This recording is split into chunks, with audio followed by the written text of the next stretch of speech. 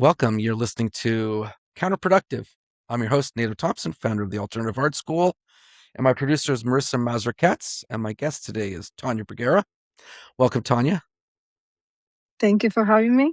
Of course. I want to give a shout out, as is my obligation, to the Alternative Art School, where Tania was an instructor while in police lockdown, no less, in Cuba, which we'll get into.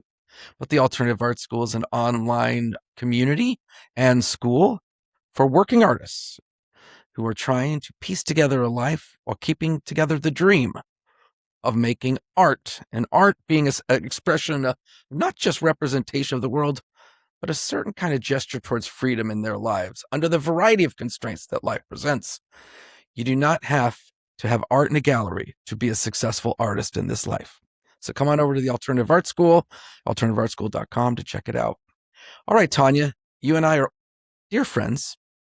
And it is such a pleasure to talk with you under this format.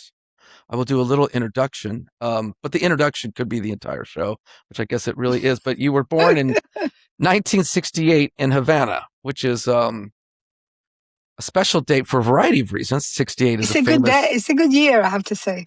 It's quite the year, and particularly quite the year for Cuba, because of course you grew up not only as peripheral to a country in the midst of revolution, but your family is very involved in the revolution, and your father, Miguel Brugueras, was a diplomat, and as you grew up, you traveled between Paris, Lebanon, and Panama, and actually got to witness a variety of changes in your home country throughout your life. You went to school where I went to school. In fact, at the same time, when we were not friends at the school that I was in Chicago. We didn't see each other. I know. You have quite the reputation. For those that do not know, she has produced many controversial projects.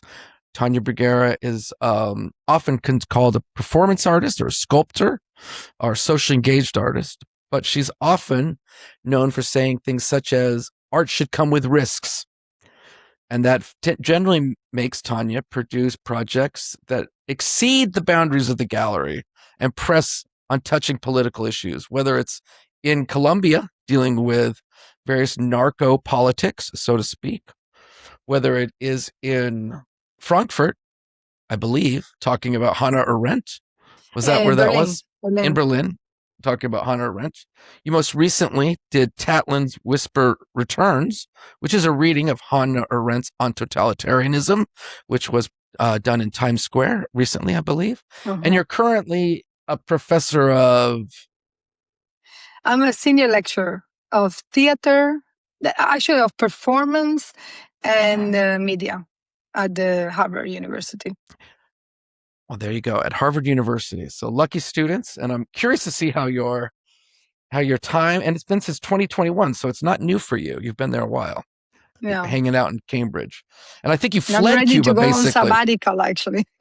Well, congratulations. Who isn't ready for that? So welcome to the show, Tania. So listen, this is a show where we can try to dive into a variety of things, not just making art, but also, as I like to say, making a life. And you have courageously put your life into a variety of situations. If art has risks, I think the corollary is life has risks. So let's talk about your early years, if you don't mind. Your bio is too tempting to not dive into.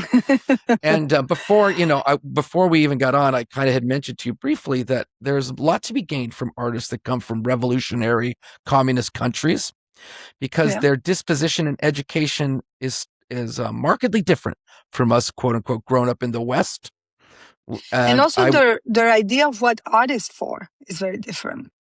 Well, so let's talk about it. So maybe you could talk to me about those early years and also all the places between Panama and Lebanon and Paris. I'm kind of curious about what that upbringing is like and how that impacted you.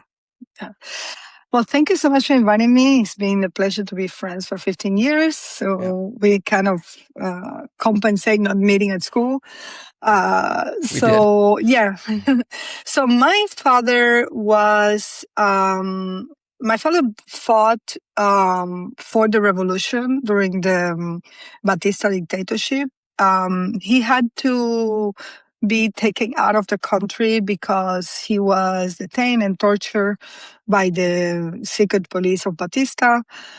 And they, through friends, and they were poor. They were very poor. They had no contacts. He was just a rebellious person in his teens, fighting together with Camilo Cienfuegos and his brother.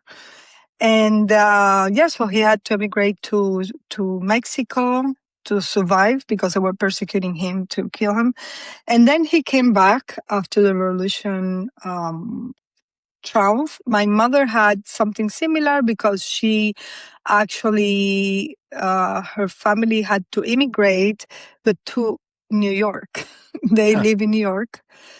And they lived there for a long time. Also getting out of the Batista regime. And in the case of my mother, she was part of the 26 de Julio, which is an organization that was fighting dictatorship. And she even, and I always think that was my performative, because I say, I have no artists in my family, but she once in a protest was dressed as of the motherland figure. Oh, and there you then go. like She brought some performing in front of theatricality to perform there to you go. activism. Yeah, sure. So they That's cool. returned to Cuba when the revolution started, and it's very well known that the revolution was a big moment of hope for people who were afraid, who people didn't see any opportunities for things to change. So it was a really moment of euphoric, let's say, life, because, artists didn't have to be told to make any celebration because they were themselves so excited. Engineers wanted to build up new things. Everybody, it was a very big, explosive, promise. And then, they met because my mother was a translator for English. So my bad English is her fault because she didn't want me to learn English. Okay. So she could talk to her girlfriends in English, her other friends, translator, and I didn't know what they were talking about, my dad or whatever. Yeah. So, but then they married, and my father had actually a program on TV. Talking about reality. Apparently he was criticizing a little bit, so they moved him to go away. They sent him to get him different off countries. TV. Yes, get him off TV. So actually he worked with Che Guevara as well. And and he was the director of Tricontinental, which is a magazine that is very well known by the non-alliance countries. And, so he had a lot of different works in press mainly. And then I don't know why, because my family never talk about absolutely anything. So there is a lot of... Oh, is that right? They were very... No, nobody talk. And, but that's what I learned. People who actually do stuff don't talk. They're supposed to talk a lot, don't do much. Please don't make that an implication of me. I'm always talking. No, but I'm saying in the sense of people involved in politics, involving stuff. Yeah. And my mother always told my father, why do you write a book telling everything you did so your kids can... And he's like, you are crazy. I'm going to be like, if I write anything, So he went to France. He went before to, I think it was Brazil, Ethiopia, like places that he went with Che Guevara to Africa at some point. So then when he married my mother, they went to Paris. So I actually learned, my first school was in French, not in Spanish, which is very strange. And then we went to Lebanon. And it coincided with one of the many invasions from Israel. Sure. And which one of my art projects was based on. I have an art project I did a long time ago where the floor shakes. And this is a memory I had of being sleeping, and all of a sudden the whole building was shaking, and I ran with my sister on my arms to my parents' room, and it was a bomb that was exploding close by. Wow. So so that's my... This is like the early 70s or something like that? It was 74 to 78 or something like that. Okay. Yeah. Okay. 73 was in Paris. So yeah, so we went there, and then we went to Panama. And I don't know why all this invasion was following us, because we went to Panama when they took Noriega. So I'm like, what the hell is going on here? So yeah, my life was very intertwined with some events. Was that scary for you as a kid, or did you? No, I mean, the one in Lebanon, yes, because I could see that I was in a school there, and I actually learned Arabic, something I want to recuperate at some point. I wrote and spoke Arabic and French. And then, and I forgot, of course. For me, it was very impactful because I was seeing one day the buildings as a kid. I was very, very young. Seeing all the buildings, and then you go to the next day and it's everything. I remember very clearly this building had were destroyed with different shapes, and I was looking at the shapes and what could be that shape? Like, it was very impressive seeing the destruction from one day to the next. Wow. I didn't know what it was. I mean, I was not very clear about what is happening. And my father disappeared a lot because he was ambassador for Palestine, Kuwait, and Lebanon, and and I think Jordania as well. So he was taking care of the whole region, basically. So yeah, that's some of the things I lived as a kid. Later, I tried to make an understanding, but he never talked about anything. He was like, so you're just piecing it together. But when my you're mother a kid, was like, "You're right." My mother was like, "Yes, this happened." Like. What's funny, when you're a child, no matter what kind of life you live, when you're a kid, that you just expect that that's how all people live. You're like, so you're like, mean? oh, it just seems normal to you. But kids just accept whatever reality they're in. Exactly. So whatever happened, that's what it is. Buildings are blown up. We move to another city. So then, just to fast forward a bit. And in Panama, it was different. That's so very clear, because in Panama, it was very different. For me, Cuba didn't exist when I was in Lebanon. It was different. And Panama was different because I went to a Cuban school because there were enough kids for having a Cuban. And then I had the first encounter about Cuba there. And it was a totally fantasized idea of Cuba. It was not the real Cuba. It was this kind of fantastic Cuba. And when I returned, because my parents divorced, it's like for expat. Reasons, It's diaspora Cuba. Yeah, it's all the people from the embassy. And their role is to make propaganda. Like that's what I was being fed.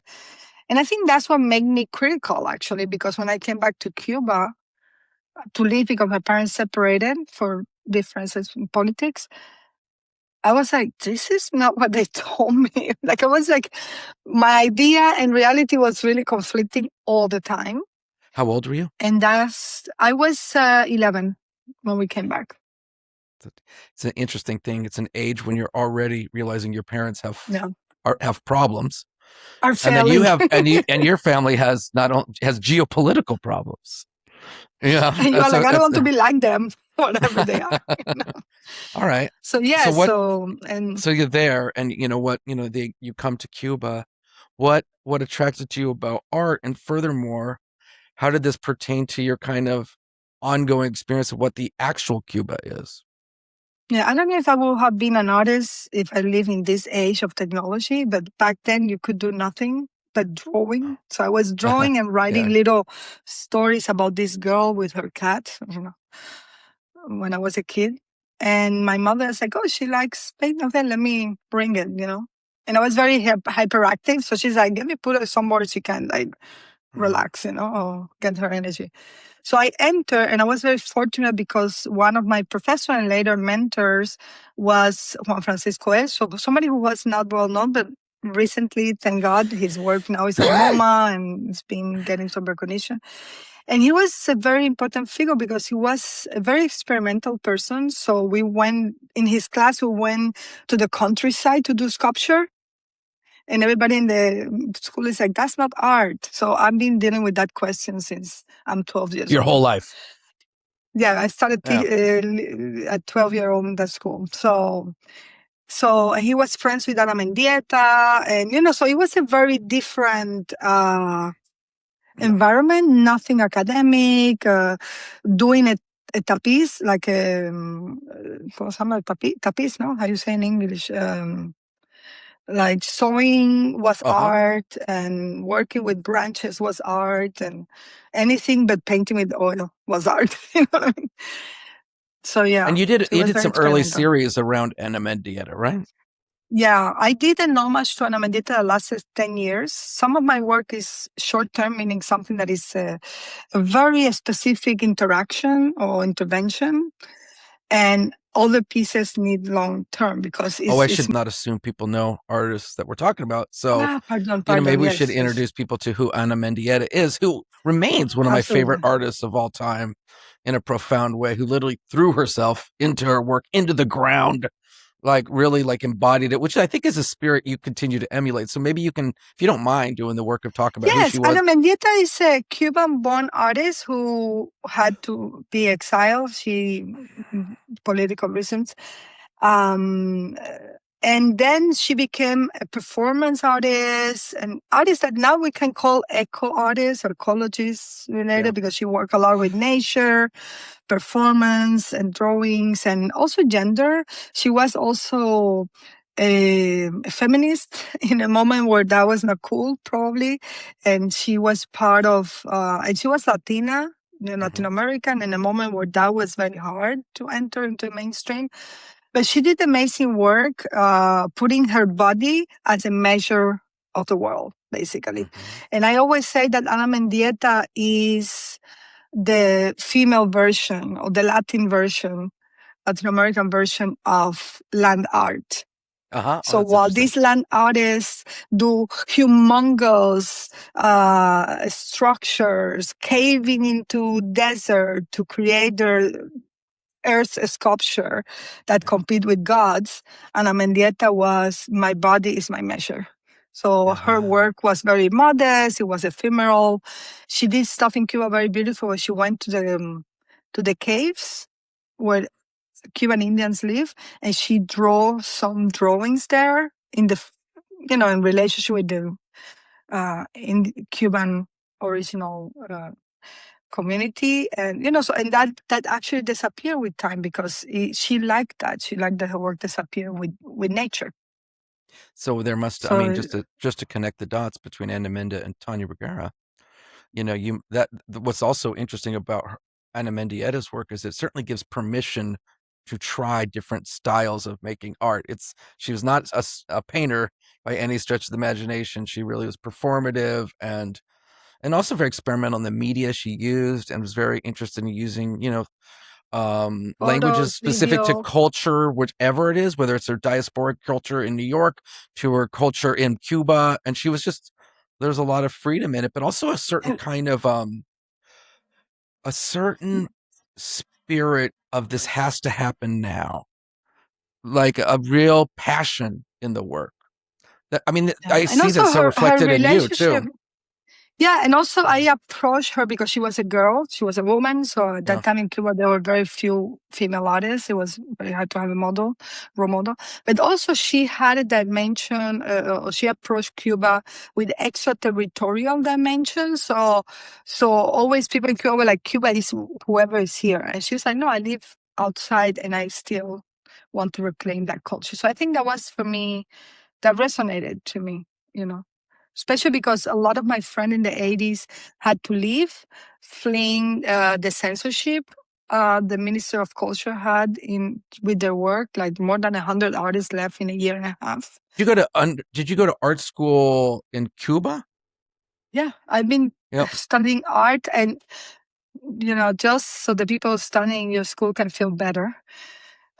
I'm tired because it's been in art school since 12 years old, until 28. So good for you guys. I know this is a school that is just very precise. Yeah, yeah, You will sure. get all the knowledge very quick. Yeah, it's good for So them. then you know, let me ask you something about being an artist and if you can talk a little bit about your early work, but also, you know, when is it, you know, one of the things I always thought about, which I never till now we're talking, but you know, not everyone could leave Cuba, right? So like No. how, you know, but you were able to leave Cuba. So how does that, you know, and that's been a part of your history, is this ability to both reflect on this country, but also to move between it, Mm. which, and I Mhm. would love to know how that feeling was. And also, because you went to the School of Arts in Chicago, was that for grad school? For grad school, MFA. Yeah. And by the time you got to grad school, I think you were in Documenta or something. I mean, it was. I was already in Venice, Vietnam. Yeah. So you got, I mean, you Yes. were recognized very early on in your career. Yeah, in Documenta, that's true, because I finished 2001, and next year I was in Documenta. Yeah. No, the thing is that in Cuba, people could not leave the country until I think 2000 and maybe, 9 or something, but they changed the law. But the artists and the sport people, Uh-huh. meaning propaganda Yeah. elements, were having a special permit to travel. So you have to go to a minister of culture and they approve or not your.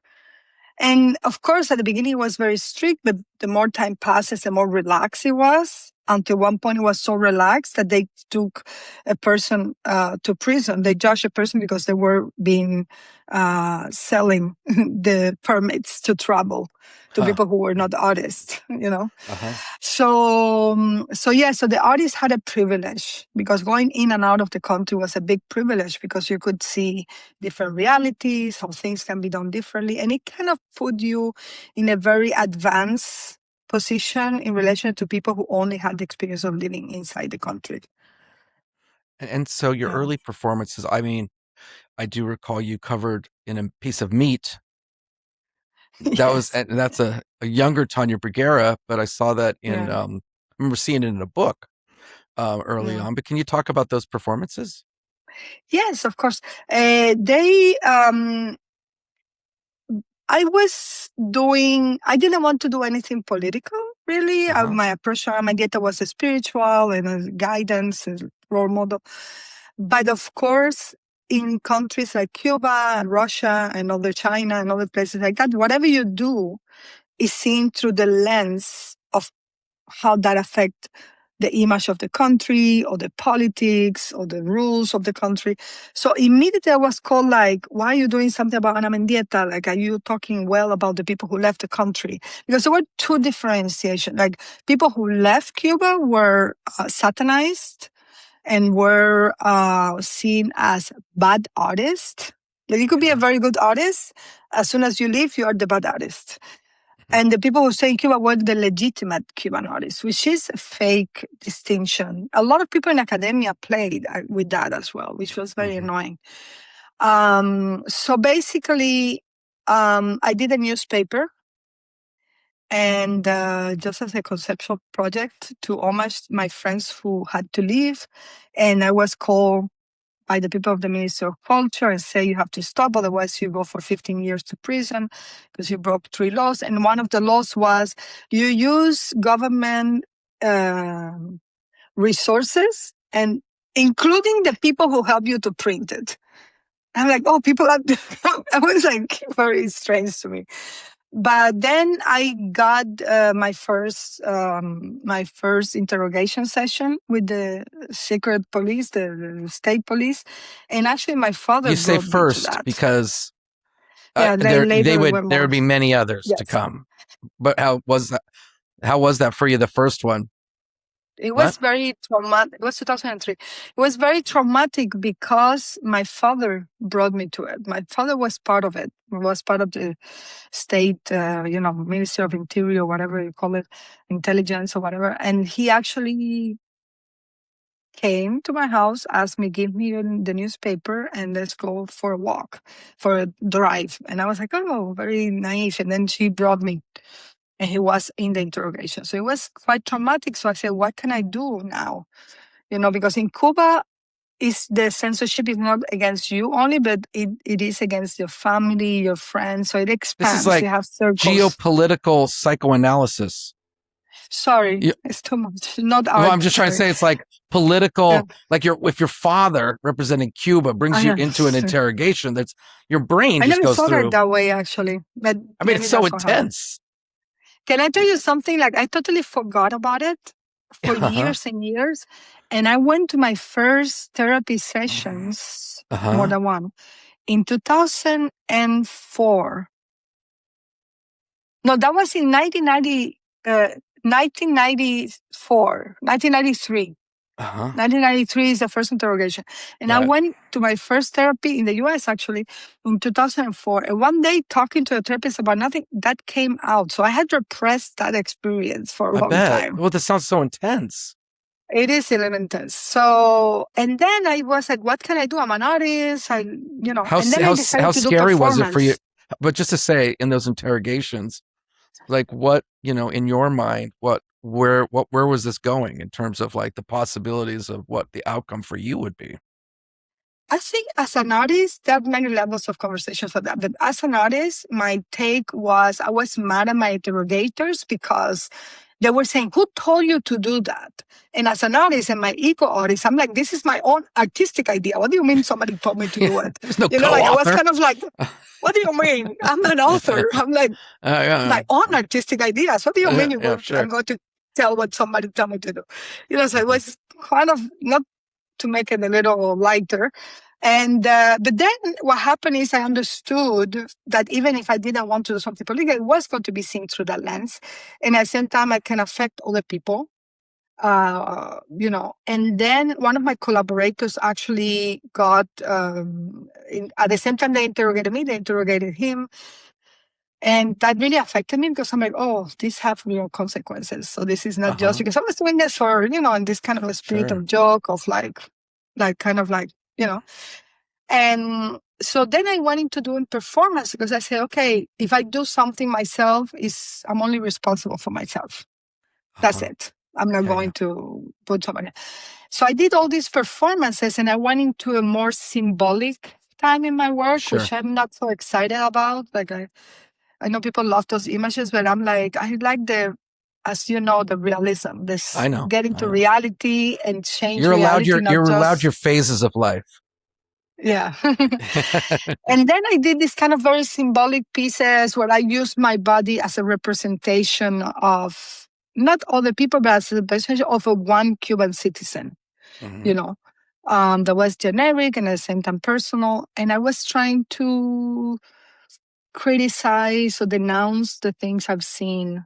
And I did this piece where it's full of everything is full of meat, and then I gave meat to all the people. And this is not in the videos or in the photos, but then that piece helped a lot of people who have food because Uh-huh. we distributed that after. Mhm. And I also did a But just to piece. clarify, there's this picture that I've seen of you Yeah, nude, because of course, yeah. performance art and nudity are good friends. I don't And know one. yeah, and then you had like a whole rack of a body of meat around your That's body. another So, piece. That's another oh, piece. sorry, my bad. That's another piece. Yeah, because I did one where I was surrounded by meat, Yeah. and I was naked, and I was trying to change a history book, the Okay. text of a history book. All right. Very simple.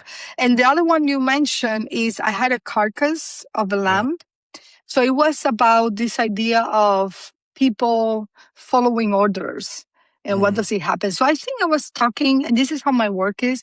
I was talking, yes, about not generic, like a general comment on Cuban society, but I was really talking about myself, about the dilemmas I was going through. And this is mhm. something I have kept in my work. Like, yes, I can talk about politics, but they always come from my own personal dilemmas because I'm not, you know, somebody to tell all these people to do. Well, So I want to move a little fast forward. There's I so many know works to it took so cover. long. No, Sorry. no, no, it's not like that. I mean, your story is so fascinating. In fact, I was like, God, the story of Tanya is such a Netflix, like, it's such a Netflix show. It's really intense. I mean, honestly. And I want to just also say, I'm a big fan of finding voices that can speak to what feels like the limited political imagination happening today. And I, when and I want to get to your project around Tatlin's Whispers, but just to go to the original thing I was talking about in this podcast, introducing you, I have found that, my friends that come from communist countries or socialist countries who have then, most of them have had to flee. My friends Stodelit had to flee Russia due to Putin. Yeah. And you have had a very contentious relationship with your home country of Cuba. Both Oh, you and Stodelit, and the list could be long, do not entirely renounce some of the dreams of their home countries. And they No. also are quite skeptical of the places that take them in. So I want to talk about that through the lens of Hannah Arendt, who has become very important to you. And maybe while talking about the importance of Hannah Arendt, you can also talk about the school that you started that was also based on a certain Arendtian logic, so to speak. Yeah. So I agree with you. I think that the promise, the social promise, is very attractive when these other countries start with. But the reality of the implementation of those dreams are a little problematic. And the corruption is also very complicated. Corruption's very real. And not only in those countries, in I mean, here in the United States at mean, this moment, like you this kidding? is so in our face that is ridiculous. So I think I think neither of those are good. I think we should invent a new society that takes the best of both. But part of what I learned doing the newspaper is that the one thing they were worried about was not the content of the thing, was not that I was printing. It was, and they told me in the discussion that I put together a group of people. They are afraid of that because ironically, because these are societies supposed to be collective, what they do is separate people, break it so they cannot conspirate. Yeah.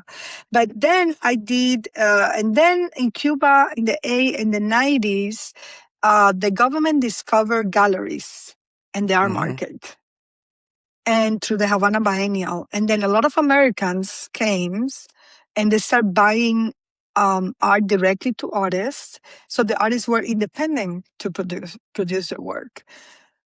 But at the same time, that brought culturally a shift where people were not talking so much about the work anymore. They were talking about where are you traveling, how many houses, like what kind of brand is your shirt. I mean, stupid stuff I was not interested at. And then I said, I have nobody to talk to. And then I created the school. Hopefully it's not the reason why you created your school. But I was like, I want to have a group of people I can talk to about all the things. And then I realized that all this political system go into education, and I say, I cannot talk to my peers. I have to create my own group. So that way I created the first school really for performance and social engaged art, we call it now, but I call it back then political art or arte de conducta. That means behavioral conduct art.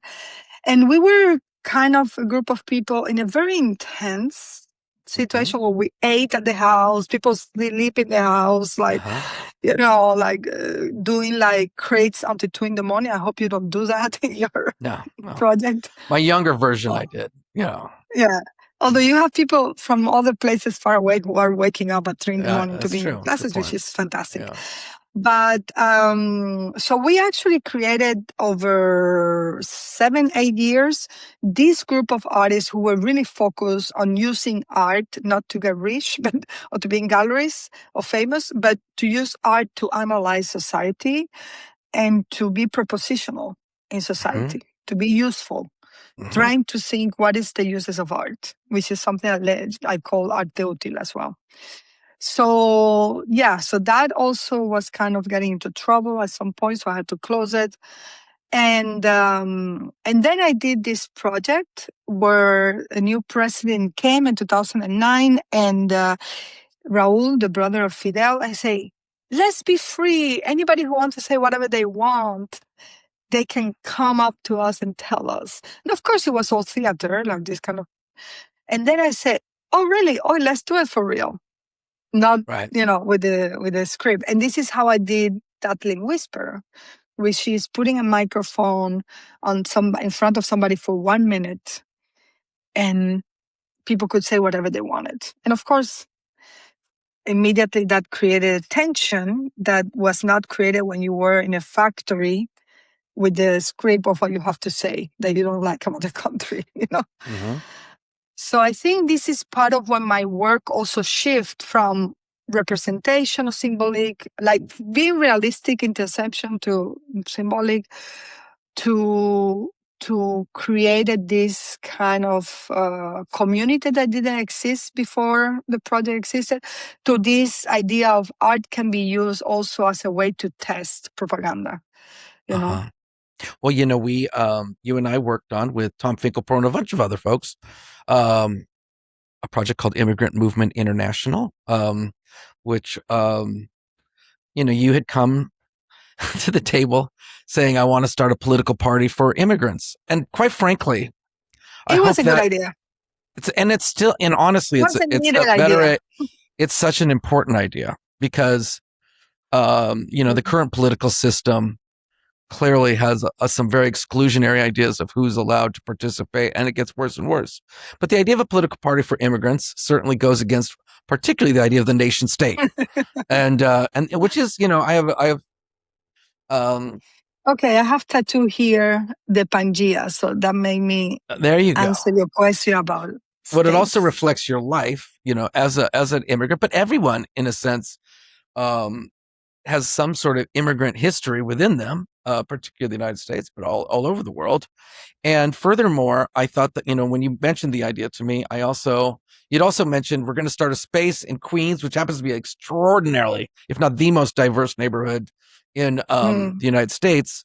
But you also wanted to take the front door off so that anybody could come in at any hours, which for whatever reason, that scared the crap out of me. It turned out, because I was a creative type, we couldn't actually start a political party because of course, it's the only thing you can't do as a 501c3 is start a political party. So that jeopardized our tax status. Not that actually any, whatever. But the project ended up being a fairly extensive project that happened. I don't know for how long it lasted, but it was like 5 years. 5 years. And I want to just say something I want to explore with you, which is this interest in usefulness, because for many people, and I'm a big believer in both factors. I'm a big believer in the power of the useless. And I'm also sometimes think the useless has profound use. And I'm also a profound believer in, the idea of use, and some people call it propaganda. Some people call it didactic, but these words that are, bandied about are not interrogated deeply enough about what it is we want art to do. And I think for you, use has something really embedded in a certain kind of political urgency, a certain I kind of have to, pragmatics. yeah, but this is good that you bring this up because arte útil, which can be translated out of settings as a tool or use, because useful is too vulgar. The problem is people confuse useful art or art that is useful with utilitarian or with somebody using art for political achievements. And that's actually the opposite because you cannot create something that generates a new paradigm of society without imagination. So this idea that this arte útil is something mechanic or is something that has a formula or is only about the uses is none of the arte útil examples we have on the website.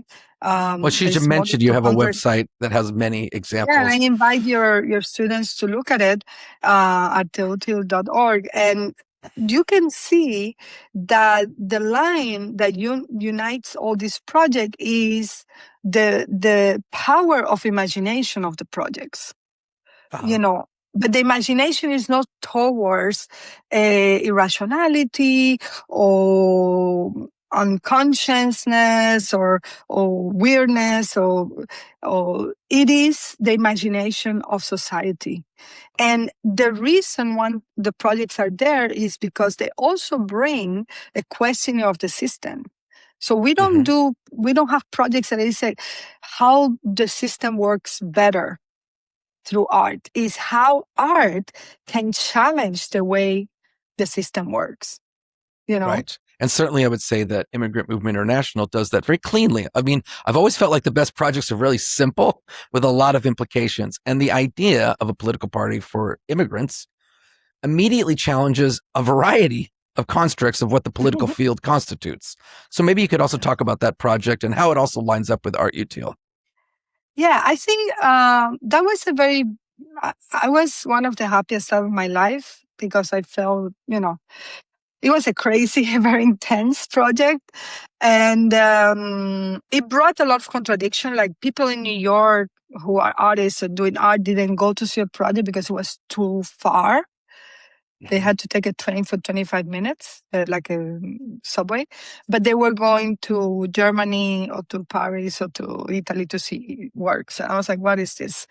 But I think. But maybe you could explain just briefly how it functioned, just so What is people it? can, so they So can picture it. basically, sorry, I have problem with picturing it. So Yeah. basically, it was an actual space, and I have to shout out to Tom as well, who Tom with the Queens Finkelpearl. Museum. And I think Creative Time, and it was good to find who are the people doing it. So it was a good balance. They were already in the place. And so basically we found a space next to the subway. The open was literally open since 7 in the morning to midnight.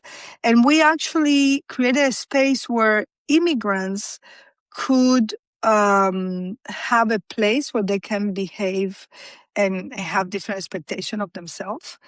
But also it was done with classes, so we had workshops, we had an orchestra for kids, and then the mothers who came with their kids, they had to wait like an hour or two until the class is finished. So we start doing workshops with them or asking them, what would you want to do? So the work was very flexible in the sense that we wanted to bring all the knowledge and the tools we had as artists to a community that was not familiarized with art, especially contemporary art, and at the same time be permeable enough that we are open to the proposals they have.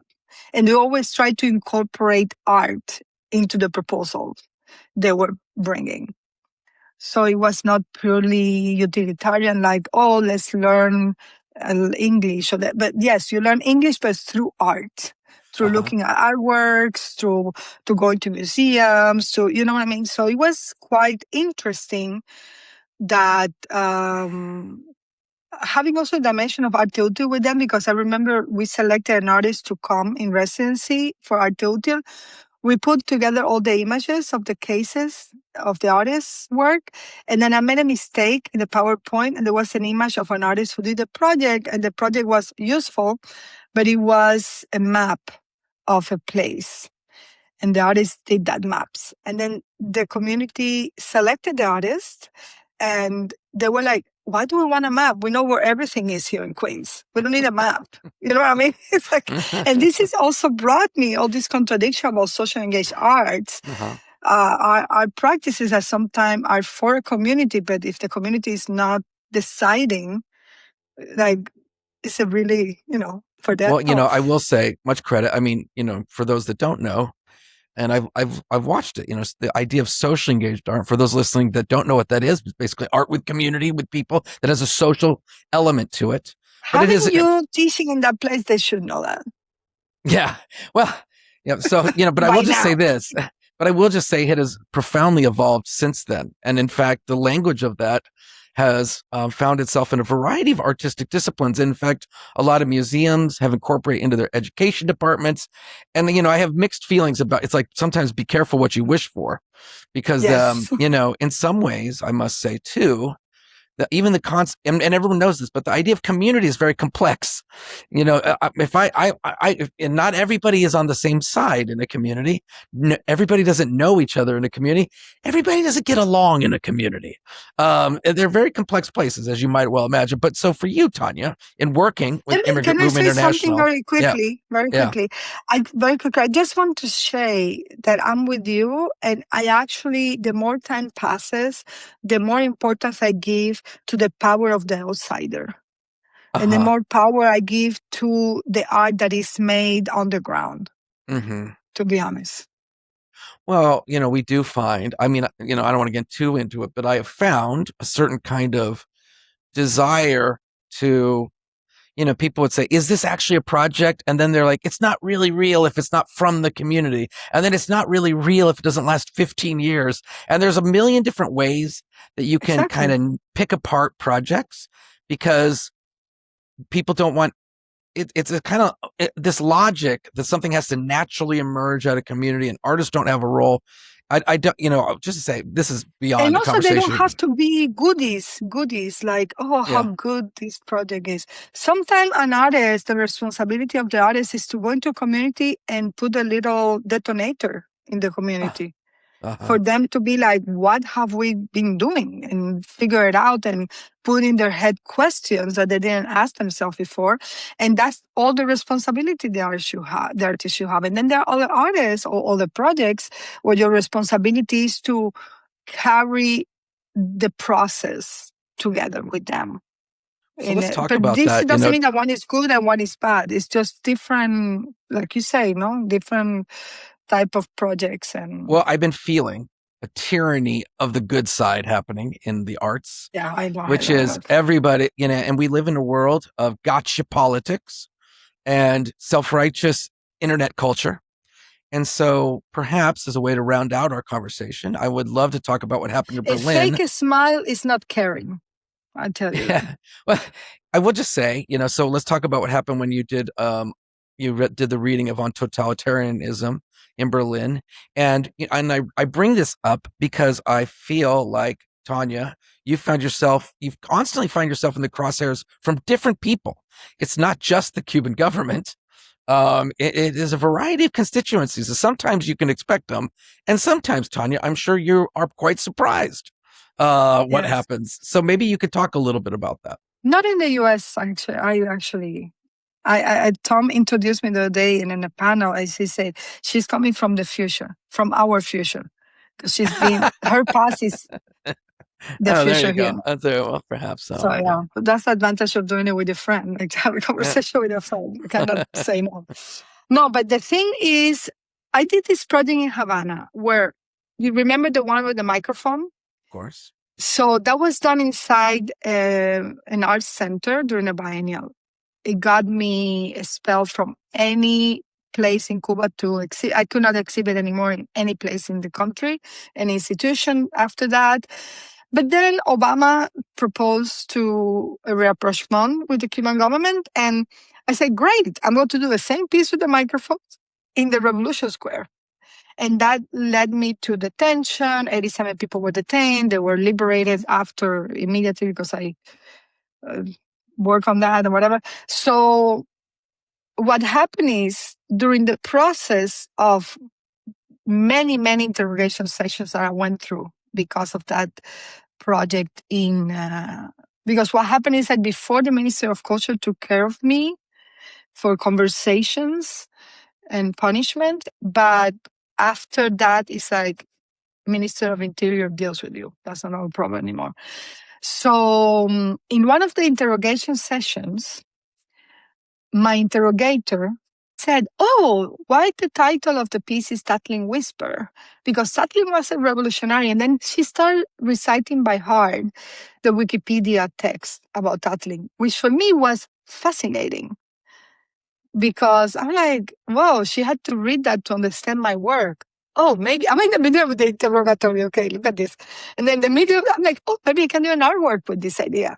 So I decided to read the text, Hannah Arendt, the Lorena, with the hope. So this project was done for my interrogator. This is not only inspired by her, but also is an artwork done for her.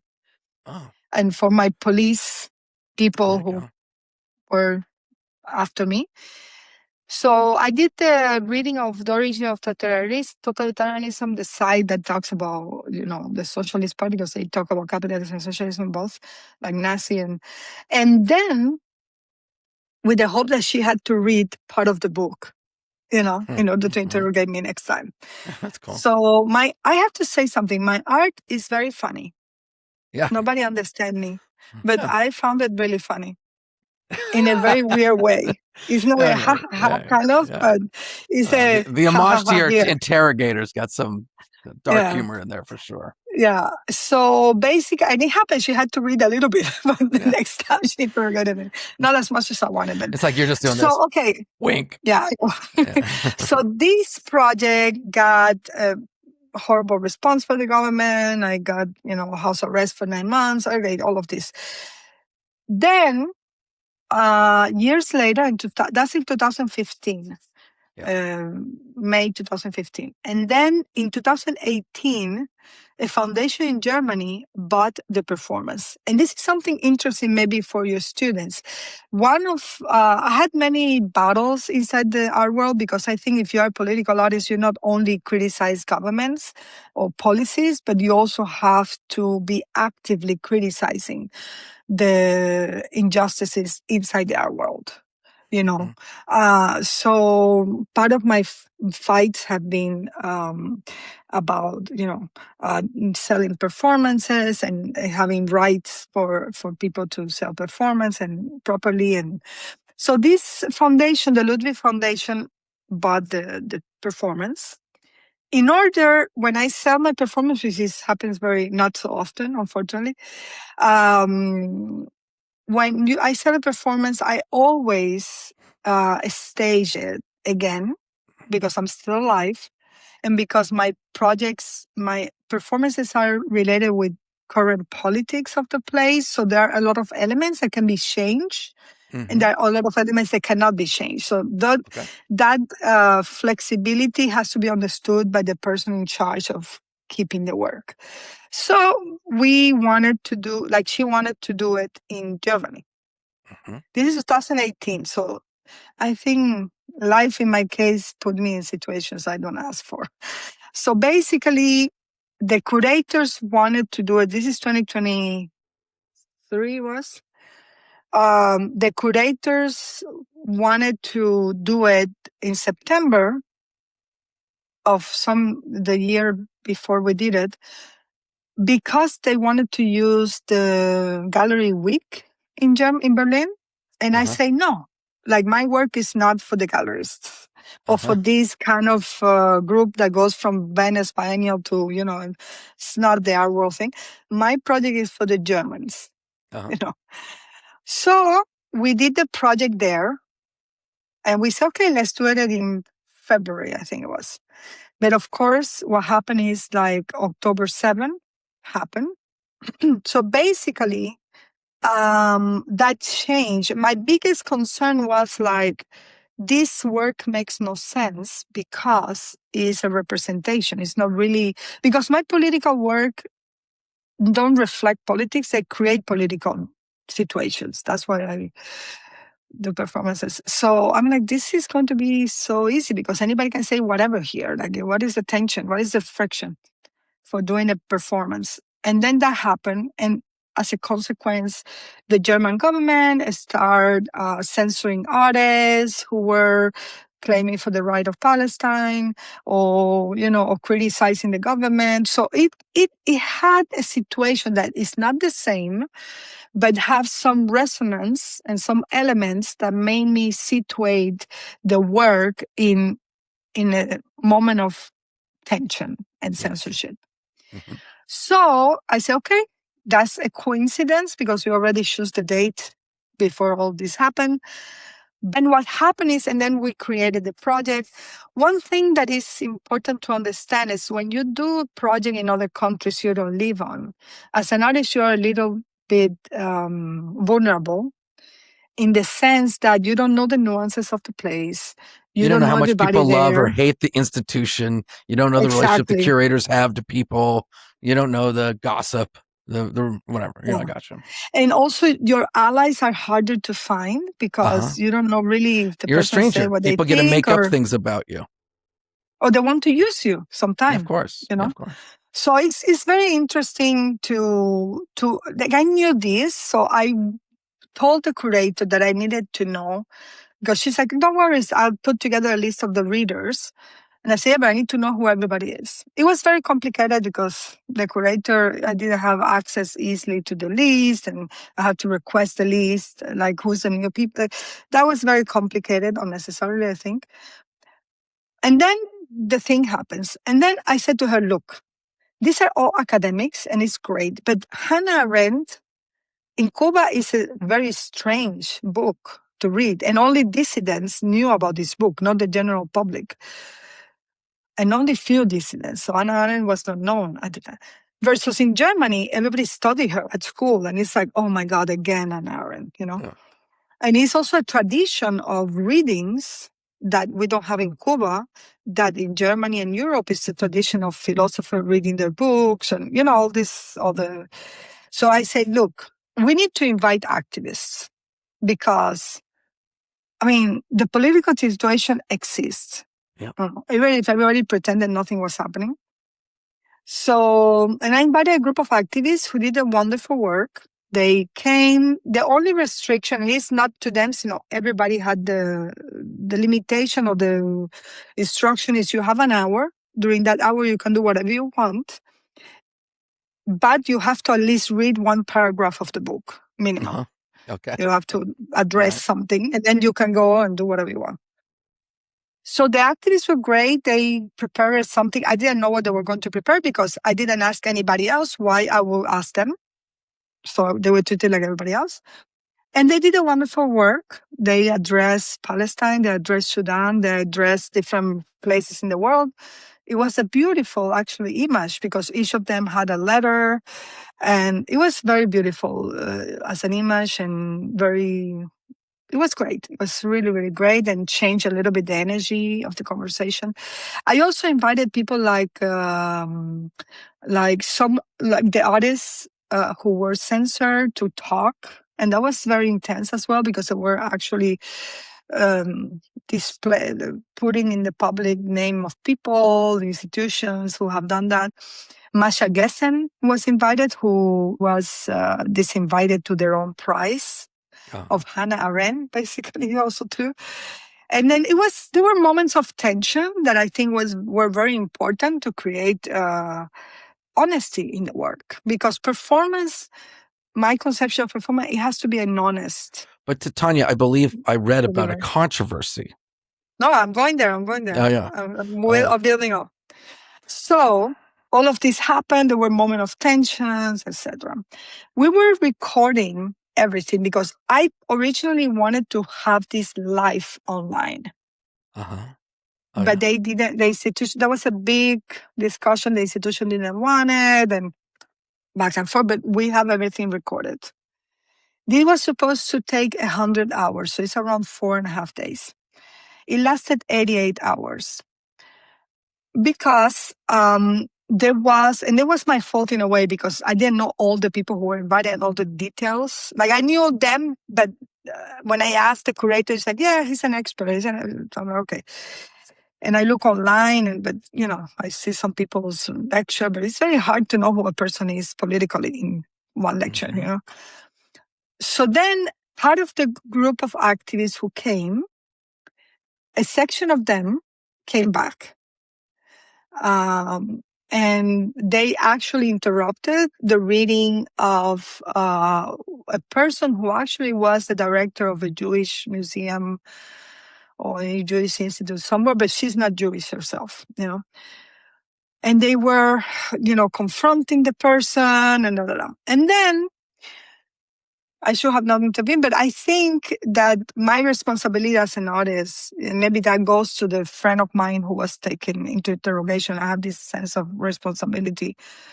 And I said, okay, I give them the microphone and I say, can you please let us know why you don't want this person to participate and so on. So I gave them the microphone and they were like, we don't need your fucking microphone. I'm like, okay, fine. And I'm like an activist myself. So I know there are moments where you don't want to talk. You just want to, and I'm like, got it, no problem. But they start like provoking in ways that were, especially to me, and I got offended with one thing, and this was my fault because I went a little out of character. It wasn't a performance anymore. Where this German activist told me, "You are a gringa who exploits the indigenous people in Latin America." I'm like, what are you talking about? What's going? Like, you don't know who I am? And I say, have you ever been to Palestine? What have you done? Like that was a mistake. And then, and the moment of you got lured conversation, in. You got lured I in. got lured. It was a mistake. You didn't like being accused And of being a then, gringa that takes yeah, advantage of indigenous people. That didn't go over well I with you. was very pissed off. Also, my pissed off is because it was not true. If they tell Well, of course. me other stuff, I'm like, yeah, I'm doing this. I don't care. I know. And then in the It process, I takes a say, lot look, to I draw just, Tanya. It takes a I know, lot to draw Tanya in. It just tell does. me that and that's the expo. So basically, I say, look, if you what I want you guys is to tell us your point. So if we cannot talk to each other, what are we keeping? Like you come with a gun? Like Yeah. that's the solution. And then this is what I got mad because they cut 12 seconds out Mm-hmm. of 88 hours of event Uh-huh. and they put this in a loop on the internet. Mm-hmm. And then I still think it's one of my best work. I think it's a very good work because it created the political environment that Mm-hmm. everybody was not talking about, but they, whispering. So it was interesting that those 12 seconds of misconstruction of who I am, or maybe on my response, because I was not so in the internet, so I didn't have, like now people are very cynical with the internet. Yeah, you offended me. I love it. Back then, it was not that like that, the culture. So I was not so happy. But then a lot of things happened. Like I told the institution, let's release the video so they can see the whole thing. No. So the Well, video is kind you, of let me just in the say this out institution. loud, which is, I think the importance of the work is it is a bit of a litmus test for the environment and the unseen environments where power Exactly. isn't necessarily in governments, and in fact power and our inability to listen and hints of totalitarianism can exist amongst each other. And I felt Invisible, like, and and this, or we not live in a, invisible, but painted as a different thing. it's interesting because we live in a world where we have politicians who can say anything, and we live in a world where artists are currently policed by each other, and Absolutely. In the and you felt the institutions, pinch of that, academics, and yeah. and the No, kind of got you I politics of think, you. It's so perfect. You getting a small yeah, excerpt circulated on the internet, but I must say, just to be but in sympathy to activists and everyone aware, yeah. it is, for rather than pointing any fingers, I just want to say the work itself points to a condition that we are in. Right. No, and I'm not mad at them. I think they did to me what I was doing to everybody, which is fantastic. That's what I'm saying. That's what I'm saying, that this is one of my best work and I have it in high Uh-huh. esteem. It's even better than the first version in Cuba because and what my work does and my social performances do, or people call it social experiment performance, whatever, is trying to take the mask out of institution, out of people, out of power, and that happened. It happened to me as well, but it happened. The thing is, and this is something that I learned in the first performance, when I did that in Cuba, I got into the stage and later in the internet to defend stuff and a lot of people guided by the Cuban government started saying that I was egocentric, Mm-hmm. egotistic, and this is about me and not. And then for Germany, my response was the opposite. A lot of newspaper wanted to talk to me. A lot of TV wanted to talk to me. Everybody wanted to talk to me, and I didn't talk to anybody. And my Yeah. answer was, it's not about me. It's about the German society and the way government and artists are relating right now and how censorship is happening. So it's not important if I am pro or against something. It's not important what my thought about the Germans are. It's not about me. It's about you. It's your problem. And Uh-huh. also it was in a way an answer to Documenta. Mm-hmm. I participated at Documenta 15, and I felt that Documenta 15, which is a big exhibition where people from all over the world participate, Documenta was very good, and it tried to bring my position is not the curator, that's my reading, was trying to bring how people in different societies solve their problems through art. In Indonesia, in Colombia, in Nigeria, and it was very beautiful because you saw people talking about the hardship of their country, not like like, oh, I'm a victim, but more like, yeah, this is how we solve it. And I felt that Germany didn't take the hint, Well, you so know, that just to put it of, out there, and then we will close up with the group. Ruan yeah, Grupa was the sorry, Ruan. curators of that. The group Ruan Grupa was the curators of that, who were a group that shares a lot of affinities to the concept of art utile, as Tania mentioned. They're very into not only the idea of use, but also solidarity amongst each other.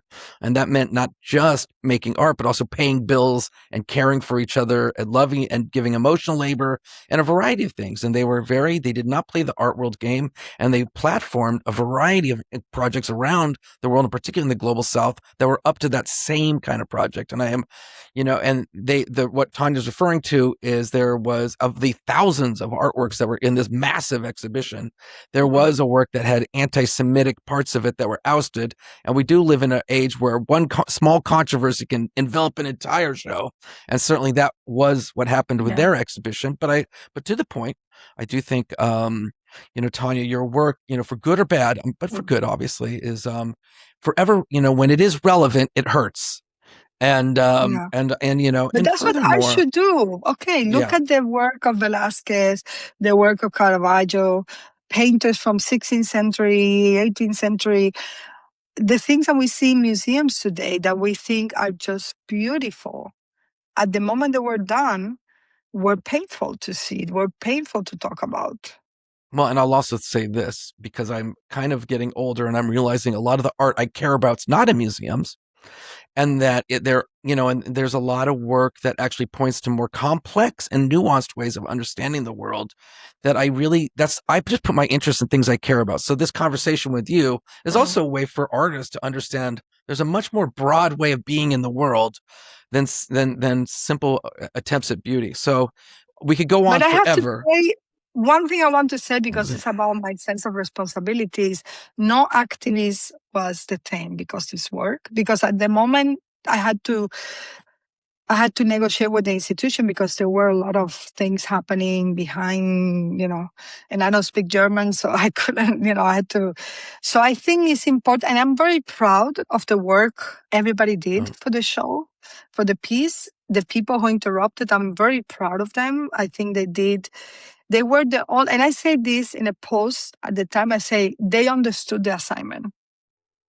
I understand. But I also, So I'll just say, I also notice, which is the artist's responsibility is their own PR agent as well. Not to, you're speaking to myriad of audiences, not just the art world, but like people you really care about who are getting you wrong. So it's like, it's a messaging game out there as well. But listen, Tania, I love talking to you. Thank you for joining me on Counterproductive.